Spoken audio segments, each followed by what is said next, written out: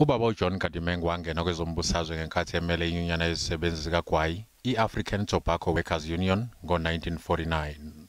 Waseba ngunobhala jikelele we-South African Congress of Trade Union, SABC, eyayivala umlomo ngo-1983.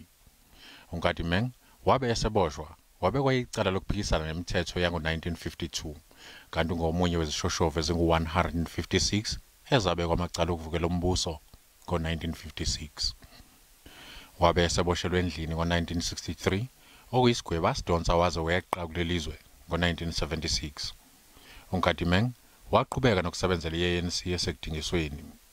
Waqhubeka esebenzela iANC nomkhandlu wezokuphepha weqembu waze wayoba ngusihlalo wekomiti lezokuphepha layo belwi iANC. Ngesikhathi esengumholi weSABC, wayesebenza kanzima ukuqinisekisa ubumbano lwezisebenzi kule nyunyana yezisebenzi okwakuyiyo yodwa ngaleso sikhathi. Wabamba iqhaza lemqoko ekusungulweni komfelandawonye wezinyunyana zezisebenzi koSABC. Nyaka enye umengameli wezwe uCyril Ramaphosa wamhlonipha ngendondo yesithwalandwe emzini wakhe. iANC income iqhaza lakhe emzabalazweni wenkululeko.